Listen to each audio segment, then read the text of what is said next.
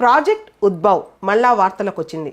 అసలు ప్రాజెక్ట్ ఉద్భవ్ ఏంటి? మన అర్థశాస్త్రాలో, మహాభారతంలో, రామాయణంలో, ఉపనిషత్స్లో, వేదాస్లో ఇలా ancient military strategies, ancient war techniques, ancient brilliance. In fact మనం ఇండియాలో హెరిటేజ్ గురించి మాట్లాడుకుంటాం, మిలిటరీ హెరిటేజ్ గురించి తక్కువ మాట్లాడుకుంటాం. ఇప్పుడున్న మోడర్న్ మిలిటరీ టెక్నాలజీ స్ట్రాటజీస్కి ఇండియనైజేషన్, ఏన్షియంట్ ఇండియాలో ఫాలో అయిన స్ట్రాటజీస్, ఏన్షియంట్ ఎక్స్పర్ట్స్ చెప్పిన విషయాలు, ఏన్షియంట్ టెక్స్ట్లో ఉన్న విషయాలు కలిపి ఒక ఎక్స్ప్లోర్ చేసి ఒక ఇన్సైట్స్ తీసుకొస్తే ఇండియన్ మిలిటరీకి ఇంకా బాగా పనికొస్తుంది. జనరల్గా European war stories, American war stories, ఈ మిలిటరీ లైబ్రరీస్లో ఈ బుక్సే కనిపిస్తాయి.